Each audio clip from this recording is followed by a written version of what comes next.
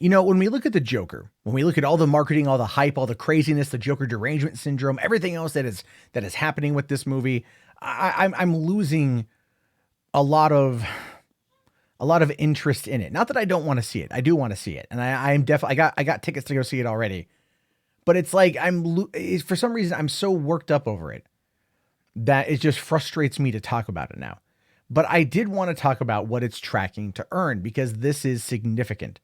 Joker is tracking for an $82 million opening weekend. The movie, I think, had like a $55 million budget or something. It was a smaller budgeted film, and it's looking to beat its entire production budget in its opening weekend. I did ask the question, could Joker go on to gross $1 billion?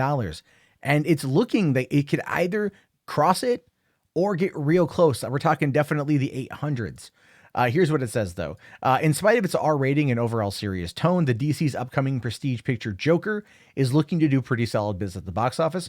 And with this especially great considering the relatively low budget of $55 million for a comic book movie. But what exactly constitutes serious business? According to THR, the Todd Phillips directed flick is on track to pull in $82 million over the course of its October 4th weekend. Another tracking service has Joker pegged at about $77 million, while others have it at about $87. With that in mind, 82 is like a solid case for splitting the difference, which is true. But if you recall, Venom had a very similar track record, right?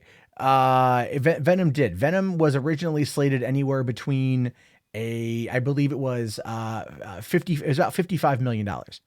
It was between 50 and 80 million is what they had originally cast it at, right? Between 50 and 80 million. And then they were saying maybe more around 55 million. I saw some people say 45 million. Movie came out, $80 million. It hit its mark, it hit above it. And then it went on to do over 800 million worldwide, predominantly because of China. People in China really liked it. Will this movie go on to top Venom? I mean, in overseas markets, I don't know. Potentially. I mean, Deadpool went on to go and do that, but this isn't Deadpool. Deadpool was more lighthearted and it was funny and people really liked it. They went back multiple times. Are you going to have a feel good feeling after seeing this movie?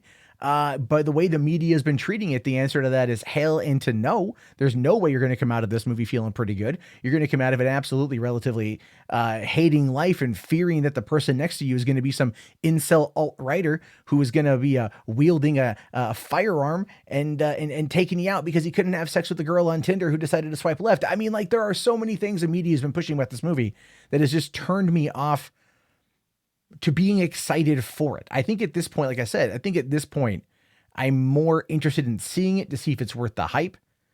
But the excitement that I did feel is starting to go away.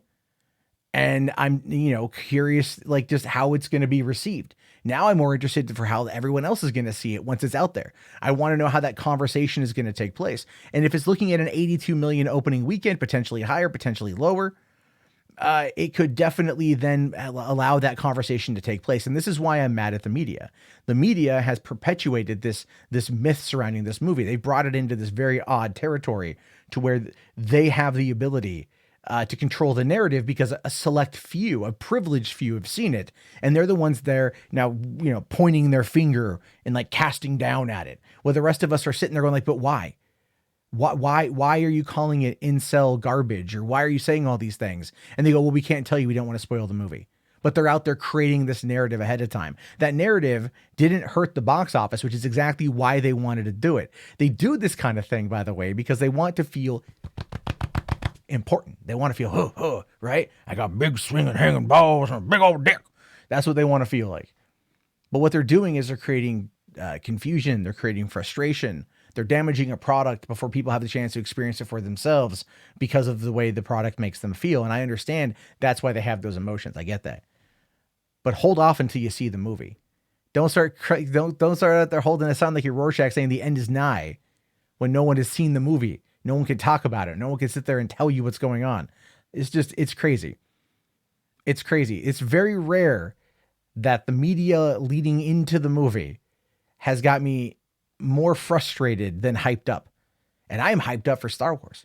But this one is still like just it's something about it is really bugging me. And I don't know if it's just me. It could be, but I'm curious to know your thoughts.